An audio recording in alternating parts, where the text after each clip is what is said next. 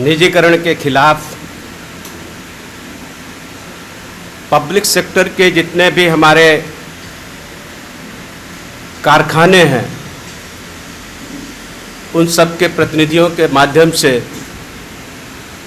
Centre of Indian trade union के द्वारा राज्य स्तरीय कन्वेंशन में उपस्थित सीआईटीयू के राष्ट्रीय सचिव एवं मध्य प्रदेश के प्रभारी डॉक्टर कश्मीर सिंह ठाकुर, मध्य प्रदेश सीआईटीयू के महासचिव कॉमरेड प्रमोद प्रधान, मध्य प्रदेश सीआईटीयू के अध्यक्ष कॉमरेड रामविलास गोस्वामी जी और इस कन्वेंशन की अध्यक्षता कर रहे अध्यक्ष मंडल के साथी और विभिन्न सार्वजनिक क्षेत्र के उद्योगों से आए हुए हमारे नेतृत्वकारी साथियों, सरकार की नीतियों का किस तरह से हमारे सार्वजनिक उद्योग पर कितनी गहराई तक असर पड़ रहा है, हमारे पूर्व के वक्ताओं ने अलग अलग सार्वजनिक क्षेत्र के रहते हुए इस मंच के माध्यम से आप सबके बीच में विस्तारित रूप से रखा है। निश्चित यह कन्वेंशन एक नया अनुभव है हम सबके लिए। जैसा कि शुरुआत में बोला गया था हमारे मध्य प्रदेश के महासचिव के द्वारा, सीपीएसटीयू का गठन है, centre of public sector trade unions का। उस मंच के माध्यम से देश के सारे पब्लिक सेक्टर्स में सरकार की नीतियों का किस तरीके का असर पड़ रहा है वो सारी विस्तार से जानकारियां मिलती हैं। लेकिन एक बार पुनः उद्योग वाइज जो असर पड़ा है या आने वाले समय पड़ने वाला है, विस्तार से जानकारी दी गई है। मैं कोल इंडिया से हूं। कोल इंडिया अपने संघर्षों के लिए पहचाना जाता है, मजदूरों की चट्टानी एकता के लिए जाना जाता है। जब कभी भी कोल इंडिया के ऊपर कोई बड़ा खतरा सरकार के माध्यम से, सरकार अपनी नीतियों के माध्यम से लाने का प्रयास किया है, कोल इंडिया के मजदूर एकजुट होकर के सरकार की नीतियों का पुरजोर विरोध किया है। लेकिन ऐसा नहीं है।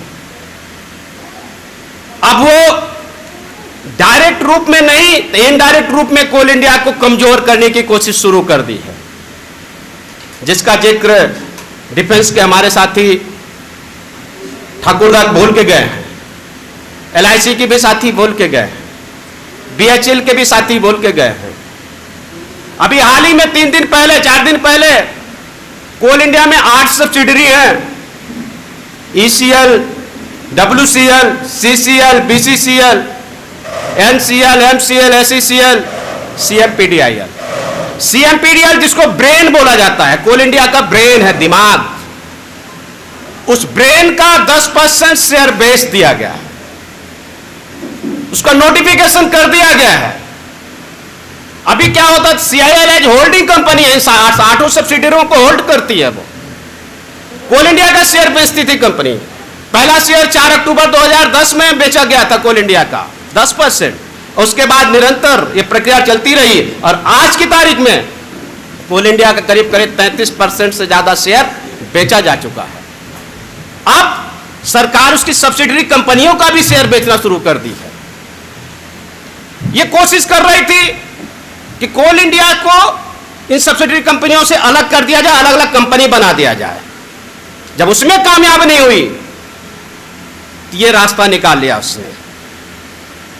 कोयला उद्योग का इतिहास बहुत पुराना है। पूरे देश में अगर कहा जाए तो 1774 में पहली कोयला उद्योग की खदान खुली थी, आज से कम 247 वर्ष पहले। तब से लेकर के कोयला उद्योग निरंतर विकास किया है। प्राइवेट जमाने में जो अपेक्षा थी देश की, जितनी कोयले की डिमांड हुआ करती थी इस देश को, उतना कोयला हमारे निजी क्षेत्र के लोग नहीं पैदा करते थे। कॉमरेड ने जिक्र किया था रानीगंज का, पहली कोयला खदान 1774 में रानीगंज के इलाके में दामोदर नदी के किनारे खुली गई थी। उस समय 1900 में मात्र 6 मिलियन टन कोयले का उत्पादन होता था, और जब देश आजाद हुआ 1947 में, तब यह उत्पादन 30 मिलियन टन हुआ। और उसके बाद जब पहली पंचवर्षीय योजना आई 1951 to 1956 तक, 1956 तक, तब ये मुश्किल से 55 मिलियन टन तक पहुंचे। फिर 55 के बाद 56 से 61 तक मुश्किल से ये 65 मिलियन टन पहुंचे। लेकिन जैसा कि मैंने पूर्व में बोला, जितनी अपेक्षा थी उतनी अपेक्षा ये जरूरतें कोयले की देश को पूरा नहीं कर पा रहे थे। तब तत्कालीन प्रधानमंत्री इंदिरा गांधी ने कोयला उद्योग को राष्ट्रीयकरण करने का कोशिश किया, राष्ट्रीयकरण किया। 3 चरणों में राष्ट्रीयकरण हुआ। पहला राष्ट्रीयकरण हुआ जो कोकिंग कोल होता है, उसका राष्ट्रीयकरण हुआ। इसके बाद नॉन कोकिंग कोल का राष्ट्रीयकरण किया गया। और जिस समय रोज राष्ट्रीयकरण किया गया था, मात्र 5 कंपनियां थी उस समय, सब्सिडरी कंपनियां कोयला उद्योग के साथ में, CIL के साथ में जुड़ी थी। और राष्ट्रीयकरण के समय कोयले का टोटल उत्पादन 72 मिलियन टन था। 1973 में, 1973 में पहला रजिस्ट्रेशन हुआ, 1971 में, उसके बाद 73 में। और कोल इंडिया की जो स्थापना हुई वो जाकर 1975 में हुई। उसके बाद निरंतर जैसे ही राष्ट्रीयकरण हुआ, निरंतर कोल इंडिया का विकास शुरू हुआ। अब विकास दोनों तरफ से हुआ। एक तरफ नई नई खदानें तेजी से खुलने लगी, उन खदानों में श्रम शक्तियों का बड़ी तेजी से विस्तार हुआ। एक वक्त ऐसा है जब 1985 और 86 के आसपास पूरे कोयला उद्योग में 6,87,000 मैन पावर था, करीब करीब 7 लाख के आसपास मैन पावर हो गया था कोल इंडिया का। 600 से ज्यादा खदानें हो गई, 700 से ज्यादा खदानें हो चुकी थी। लेकिन जैसा कि जिक्र उद्बोधन में डॉक्टर कश्मीर सिंह ठाकुर ने कहा कि 1991 में जो नई आर्थिक उदारीकरण की नीति आई, उस नई आर्थिक उदारीकरण नीति के बाद उसका ग्रहण हमारे कोयला उद्योग पर भी लगना शुरू हुआ। सबसे पहला शुरुआत 1954 में हुआ। 1954 में पहला अमेंडमेंट किया गया कोयला उद्योग, इसके कानून में परिवर्तन किया गया, और उसके माध्यम से जो कैप्टिव पावर प्लांट होते हैं उनको जो है कोयला निकाल करके कोयला उपयोग करने की अनुमति दे दी गई। कैप्टिव पावर प्लांट, अगर मान लीजिए आप बिजली का कारखाना खोलना चाहते हैं, आप स्टील का कारखाना खोलना चाहते हैं, मेजर जो हमारा जो कोयले का जो कंज्यूमशन होता है वो होता है स्टील में, फर्टिलाइजर में, बिजली में। ये हमारे सबसे बड़े स्रोत हैं, हमारे सबसे बड़े कंज्यूमर है कोल इंडिया के। लेकिन सरकार ने 1994 में कानून में संशोधन करके बिजली के कारखाना खोलने के लिए, कोयले का कारखाना खोलने, सीमेंट स्टील का कारखाना खोलने के लिए, जैसे जिंदल वगैरह रायगढ़ में जो खोले थे, उसी 1994 कानून के परिवर्तन के बाद ही खुला। इसकी भी लड़ाई लड़ी गई। लेकिन जैसा कि मैंने बोला, निरंतर हमले बढ़ते गए। लेकिन इन हमलों का संयुक्त ट्रेड यूनियनें, विशेष रूप से ऑल इंडिया कोल वर्कर्स फेडरेशन के माध्यम से, और कोयले के प्रभारी हमारे हुआ करते थे, फेडरेशन के जनरल सेक्रेटरी और अध्यक्ष भी हुआ करते थे, और साथ ही साथ ऑल इंडिया CITU के भी हमारे जनरल सेक्रेटरी, बाद में अध्यक्ष हुआ थे डॉक्टर M.K. पंधे, जिनकी दूरदृष्टि इतनी ज्यादा थी कि हर खतरे से फेडरेशन के माध्यम से सब्सिडरी की सारी यूनियनों को आगाह करते रहे।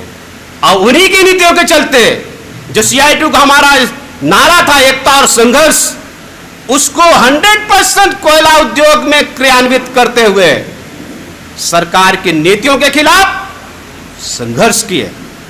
और संघर्ष का नतीजा मनमोहन सिंह की सरकार में उससे बात ज्यादा तो नहीं हो पाया, लेकिन बाद में जरूर इसके खतरे बढ़े, और उन खतरों के चलते कोयला उद्योग में फिर से संशोधन शुरू करने की प्रक्रिया शुरू हुई। और वर्तमान में अगर देखा जाए, जब से मोदी साहब आए 2014 के बाद से, तब से कोयला उद्योग पूरी तरीके से कमजोर होने की कड़ी में बढ़ चुका है। उसके 3 प्रमुख कारण हैं। पहला, कोल माइंस एक्ट में संशोधन कर दिया गया। दूसरा, कमर्शियल माइनिंग को परमिशन दे दी गई। तीसरा, जो हम लोग फ्यूल सप्लाई एग्रीमेंट, जो कंज्यूमर के साथ में हम जो कोयला देते हैं, जो उसका समझौता होता है, कोयले की जो प्राइसिंग होती है, कोयले का जो कीमत तय होती थी, पहले government of India, ministry of coal India का मैनेजमेंट तय करते थे। अब वो आउटसाइड एजेंसी के ऊपर दे दिया गया है। हमारे साथी अभी फार्मा के जो बोल के जा रहे गए हैं अभी कि कैसे दवाइयों की कीमतें तय होती हैं, और जो नई पॉलिसी लाई गई है उसके तहत कैसे दवाइयां की कीमतें कम होने के बजाय बढ़ेंगी, वही स्थिति कोयला उद्योग में लाई गई है। लेकिन उससे कोयला में कीमतें कम नहीं होंगी, बल्कि जब तक कोल इंडिया है तो कीमतें जरूर कम रहेंगी, और जैसे ही कोल इंडिया कमजोर होगा कीमतें बढ़ने लगेंगी। आज पूरे कोल इंडिया में सरकार की इस नीति का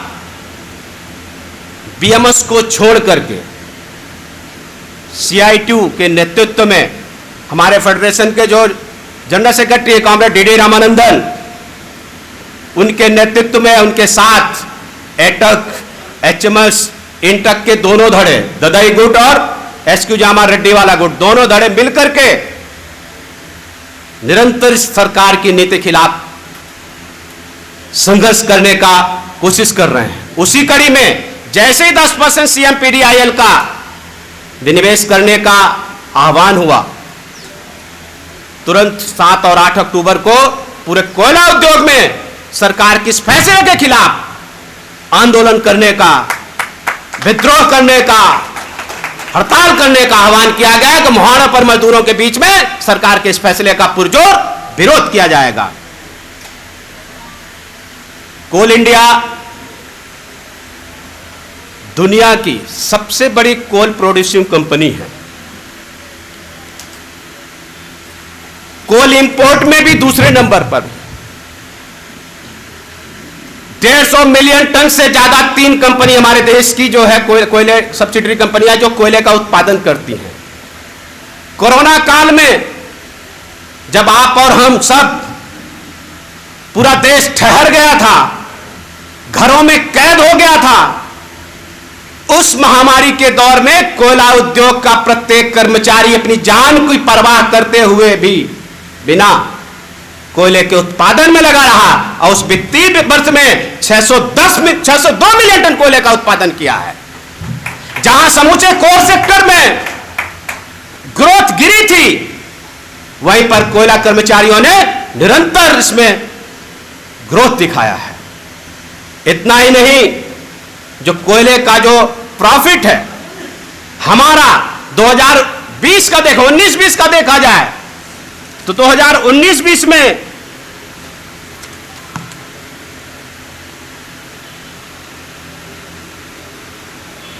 टोटल सेल जो ग्रॉस था 1,34,979 करोड़ रुपया। नेट सेल हुई है 89,373.3 करोड़ रुपीज। सबसे बड़ा जो इसका जिक्र कर गए हमारे BHEL के साथी कि 50,000 करोड़ से आते आते आज हम 2,500 करोड़ के लॉस में चले गए हैं। अभी BHEL के साथियों ने बोला ना कैसे हमको नीतियों का असर पड़ा हमारे कोयला उनके BHEL के सेक्टर पर। लेकिन हम लोग प्रॉफिट के मामले में PBT, profit before tax, tax के पहले 24,071.37 करोड़, और आफ्टर टैक्स देने के बाद 16,700 करोड़ रुपया का मुनाफा कोल इंडिया ने कमाया है। इतना ही नहीं, इस महामारी में हमारे कोल इंडिया ने PM केयर फंड में 221 करोड़ रुपया, 221 करोड़ रुपया जमा कराया है। भले वो PM केयर का फंड जनता का फंड ना हो, गवर्नमेंट का फंड ना हो, जैसा कि आप सब लोगों ने सुना होगा विगत दिनों हाई कोर्ट मुंबई में किसी सामाजिक कार्यकर्ता ने एक याचिका दायर की, उसमें उसने पूछा जो PMO का जो अंडर सेक्रेटरीट का अधिकारी जाकर के शपथ देता है यह कोई सरकारी फंड नहीं है। आप सब लोग इस बात से वाकिफ होंगे। इसके बावजूद भी 221 करोड़ रुपया कोल इंडिया ने दिया है। और जो सब्सिडरी कंपनियां हैं, जैसे WCL 20 करोड़ महाराष्ट्र गवर्नमेंट को, SECL 10 करोड़ मध्य प्रदेश गवर्नमेंट को, BCCL 20 करोड़ जो है झारखंड हेमंत सोरेन गवर्नमेंट को, 20 करोड़ वेस्ट बंगाल गवर्नमेंट को ECL ने, उसी कड़ी में NCL ने भी करोड़ों रुपया इस राज्य सरकारों को दिया है। CSR के रूप में 587 करोड़ रुपया कोल इंडिया ने खर्च किया। कारपोरेट सोशल रिस्पॉन्सिबिलिटी, आप लोगों ने देखा होगा 2 साल पहले बजट में इसको इंक्लूड किया गया था, मैंडेटरी किया गया था सबके लिए। तो ये जो है CSR का पैसा जो खर्च हो रहा है, संघ के कार्यालय, संघ की शाखाओं में जो बड़े बड़े बिल्डिंग्स बन रही है उनके शोध के नाम पर आदिवासी इलाकों में और जगहों में, वहां खर्च हो रहा है। जबकि CSR का पैसा खर्च होना चाहिए कायदे से। जो हमारा कोल फील्ड्स का जो एरिया होता है, जो जिनकी जमीनें ली जाती हैं, जो कोल से जो प्रभावित होते हैं, उस क्षेत्र में खर्च होना चाहिए। दोस्तों, कोयला उद्योग भी सरकार की नीतियों का खामियाजा पूरी तरीके से भुगत रहा है, लेकिन कोयला उद्योग के मजदूर जिस चट्टानी एकता के लिए जाने जाते हैं, वो अपनी चट्टानी एकता को बरकरार रखते हुए भारत सरकार और मोदी सरकार की हर उस उद्योग विरोधी या कोयला उद्योग विरोधी नीति का पुरजोर विरोध करेंगे, ऐसी आशा और उम्मीद करते हैं। और इस सम्मेलन के माध्यम से सारे पब्लिक सेक्टर के लोग, हम सब लोग एकजुट होकर के सरकार की इन मजदूर और उद्योग विरोधी, देश विरोधी नीतियों का विरोध करेंगे। अंत में जो ये प्रस्ताव हम सबके सम्मेलन के समक्ष रखा गया है, उस प्रस्ताव का मैं ऑल इंडिया कोल वर्कर्स फेडरेशन की तरफ से समर्थन करता हूं। बहुत बहुत धन्यवाद।